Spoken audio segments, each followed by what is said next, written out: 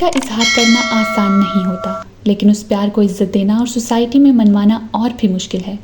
Of course it's hard to understand these things but they are true. Sahir और अमृता की कहानी एक खूबसूरत दास्तान है जो ज़िंदगी के रंगमंच पर कभी कभी ही नजर आई। जैसे लैला और जूलियट की कहानियाँ होती हैं, वैसे ही कुछ शायर और आर्टिस्ट ही अमृता के किरदार को ठीक से समझ सकते हैं। उन लोगों के प्यार को जो कहानी में शामिल हैं अपने ज़माने में इज्जत नहीं मिली थी, but today their love story has become an inspiration for many. Sahir, Amrita और इमरोज़ का प्यार बिल्कुल अलग था। ज़माने की रवायत से हटकर ये एक मुकम्मल अफसाना था, चाहे ये प्यार अधूरा ही क्यों ना रहा हो। अमृता साहिर से तब मिली जब वो लाहौर में थी। पहले अमृता को साहिर की शायरी पसंद आई, फिर धीरे धीरे साहिर भी। मगर साहिर, उससे भी अमृता से प्यार था, लेकिन सिगरेट पीने का भी शौक़ ज़्यादा था।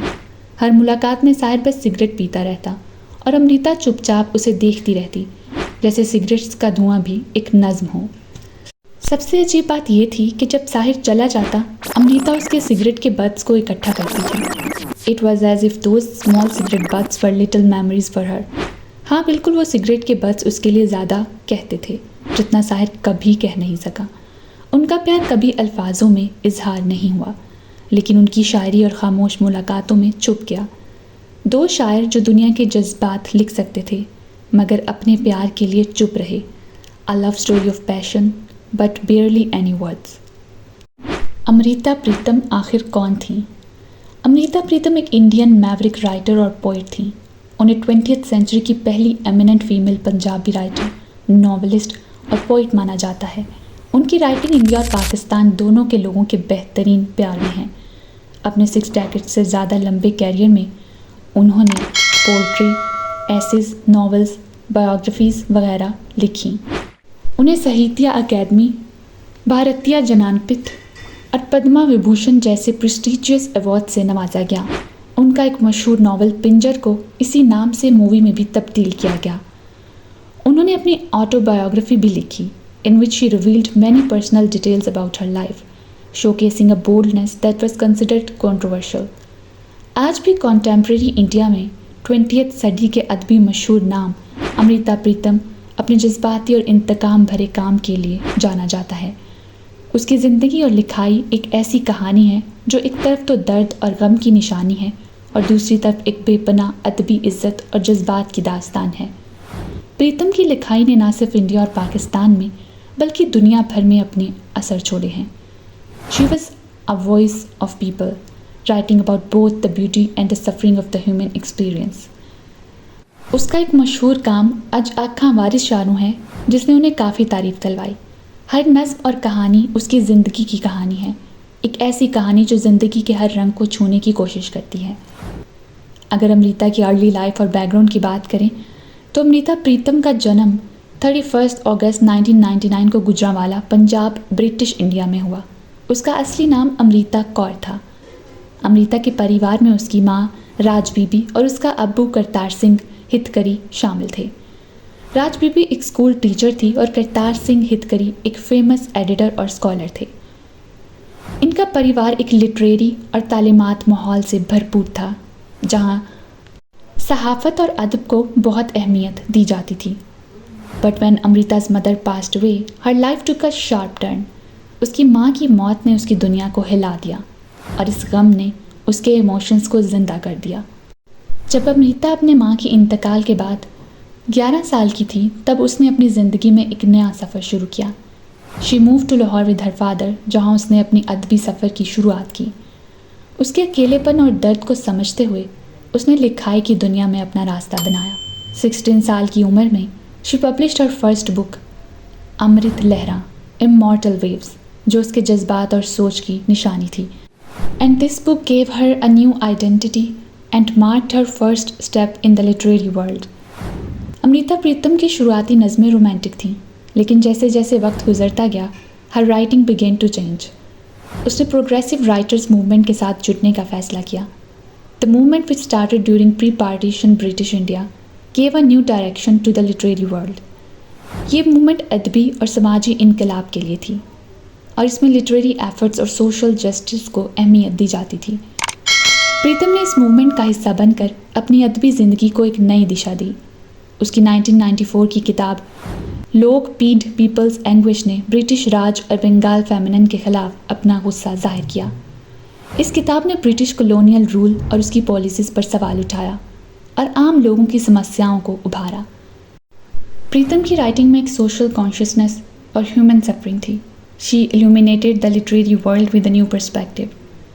1947 का साल एक ऐसा मोड़ था जो सब कॉन्टिनेंट के हर शहर और गांव को बदल गया। पार्टीशन ने ना सिर्फ राष्ट्र या हदों को तब्दील किया बल्कि लोगों की ज़िंदगी को भी एक नई दिशा दी। It was a time that transformed lives forever. Amrita Pritam जो लाहौर से इंडिया आई ने इस फेज़ को अपनी ज़िंदगी का एक क्रूशल वक्त बनाया। This period gave a new direction to her life and her writings. Partition के बाद जब अमृता दिल्ली आई उसने अपने जज्बात और दर्द को एक नज़्म के ज़रिए बयान किया। अज आखा वारिस शाह नू टुडे आई इन्वोक वारिस शाह, नज़्म जो पार्टीशन की दर्द और इंसानी मुसीबत को बयान करती है। This poem is a heartfelt tribute to Waris Shah जो 18th सेंचुरी पंजाबी पोइट थे। इस नज़्म में अमृता ने पार्टीशन के वक्त और इंसानी दुख की गहराइयों को छुआ था और एक ऐसी अदबी दास्तान तैयार की जो आज भी लोगों के दिल को छू जाती है। प्रीतम ने इस मूवमेंट का हिस्सा बनकर अपनी अदबी ज़िंदगी को नई दिशा दी थी। हर 1944 book Lok Peed people's anguish expressed anger against the British Raj और बंगाल फैमिन के खिलाफ अपना गुस्सा जाहिर किया। इस किताब ने ब्रिटिश कॉलोनियल रूल और उसकी पॉलिसीज़ पर सवाल उठाया और आम लोगों की मुश्किलात को उभारा। प्रीतम की लिखाई में एक समाजी जज्बा और इंसानी दुख की वजह नज़र आती थी। उसने अदबी दुनिया को एक नए नज़रिए से रोशन किया था। Her words were not just ink on paper but a voice for the suffering message. Partition के दर्द और डिस्प्लेसमेंट ने अमृता प्रीतम के काम को निखारा था। Her novel Pinjar, The Skeleton, published in 1950, tells the story of the suffering and atrocities faced by women during partition.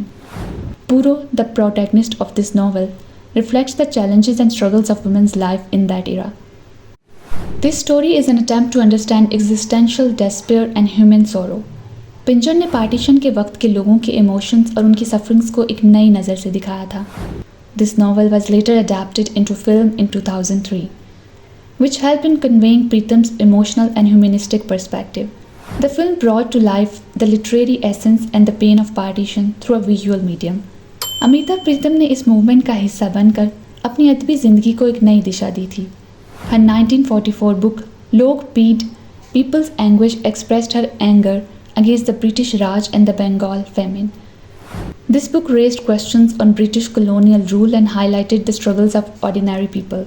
Pritam's writings, driven by Samaji Jazba and human sorrow, gave a new light to the literary world and challenged societal norms. प्रीतम की personal life और relationships पे बात करें तो प्रीतम की शख्सी ज़िंदगी भी उसकी अदबी ज़िंदगी की तरह काफ़ी कॉम्प्लेक्स थी।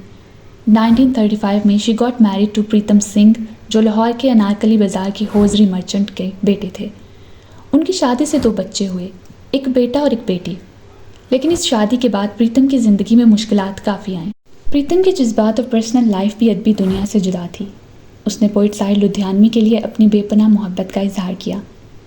These emotions were expressed in her autobiography रसीदी टिकट। साहिर की ज़िंदगी में जब सिंगर सुधा मल्होत्रा आईं तब प्रीतम ने आर्टिस्ट और राइटर इंद्रजीत इमरोज़ के साथ रिश्ता बनाना शुरू किया। इमरोज़ जो उसकी ज़िंदगी के आखिरी दिनों तक साथी बना, ना सिर्फ उसके जज्बाती सुकून का ज़रिया बन गया बल्कि उसकी किताबों का कवर डिज़ाइन और पोर्ट्रेट्स भी बन गया। Their relationship has been beautifully captured in a book titled Amrita Imroz a love story. Pritam की ज़िंदगी और उसके पर्सनल रिलेशनशिप्स ने उसकी अदबी कहानी को एक नई राह दी और उसकी क्रिएटिविटी को एक नई दिशा दी। अमृता प्रीतम की अदबी अचीवमेंट्स की वजह से उसको बहुत सारी इज्जत मिली। 1956 में उसने साहित्य अकेडमी अवार्ड जीता जो उसकी किताब संदेश से मैसेजेस के लिए दिया गया। ये अवार्ड उसको एक औरत के तौर पर मिला था जो उस वक्त एक नई बात थी। इस अवार्ड ने प्रीतम को एक ऐसे मुकाम पर पहुंचाया जहां उसकी अदबी मज़हब और जज्बात को सराहा गया। 1982 में उसने ज्ञानपीठ अवार्ड जीता जो भारत का सबसे बड़ा अदबी अवार्ड है। ये अवार्ड उसकी किताब कागज ते कैनवस पेपर एंड कैनवस के लिए दिया गया था। और फिर प्रीतम को 1969 में पद्मा श्री और 2004 में पद्मा विभूषण भी दिया गया जो भारत का दूसरा सबसे बड़ा सिविलियन अवार्ड है। इन अवार्ड्स के अलावा उसको साहित्य अकेडमी फेलोशिप, जो भारत का सबसे बड़ा अदबी अवार्ड है, भी दिया गया और उसके काम को कई यूनिवर्सिटीज़ ने ऑनरेरी डिग्री से भी इज्जत दी और उसको कई इंटरनेशनल अवार्ड्स भी दिए गए। अगर अमृता की लेटर लाइफ पर बात करें तो प्रीतम के जीवन के आखिरी दिनों में भी उसके अदबी सफ़र ने नए रास्ते बनाए। She started writing on spiritual themes and explore new literary forms. उसकी ऑटोबायोग्राफिकल वर्क्स, जिसमें काला गुलाब, ब्लैक रोज़ और रसीदी टिकट रेवेन्यू स्टैम्प शामिल हैं, उसकी पर्सनल एक्सपीरियंसेस और फिलोसॉफिकल रिफ्लेक्शंस को बयान कर। प्रीतम ने स्पिरिचुअल राइटिंग्स भी की, जैसे काल चेतना, टाइम कॉन्शियसनेस और अज्ञात का निमंत्रण, कॉल ऑफ द अननोन। उसकी ज़िंदगी के आखिरी दिनों में उसकी अदबी कॉन्ट्रीब्यूशंस को रिकॉग्निशन मिलती रही। In 2007 the audio album Amrita recited by Gulzar was released, where Gulzar recited Pritam's nazms. 31 अगस्त 2019 को गूगल ने प्रीतम को उनकी 100th बर्थडे पर एक स्पेशल डूडल से याद किया, जो उसकी अदबी दुनिया में एक मिसाल बन गया। अमृता प्रीतम की लेगेसी उसकी अदबी दुनिया में जज्बात और इंसानी जज्बात को समझने की सलाहियत को दर्शाती है।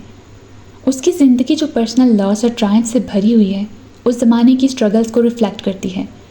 उसकी लिखाई जो इमोशनल डेप्थ और सोशल रेलेवेंस से भरी हुई है, आज भी रीडर्स को इंस्पायर करती है। उसकी ज़िंदगी और काम जो पर्सनल पेन को प्रोफाउंड लिटरेरी एक्सप्रेशन में तब्दील करता है, उसकी सोसाइटल नॉर्म्स को चैलेंज करने की हिम्मत और इंडिया और पाकिस्तान दोनों के अदबी दुनिया पर उसके लास्टिंग इम्पैक्ट को दर्शाता है।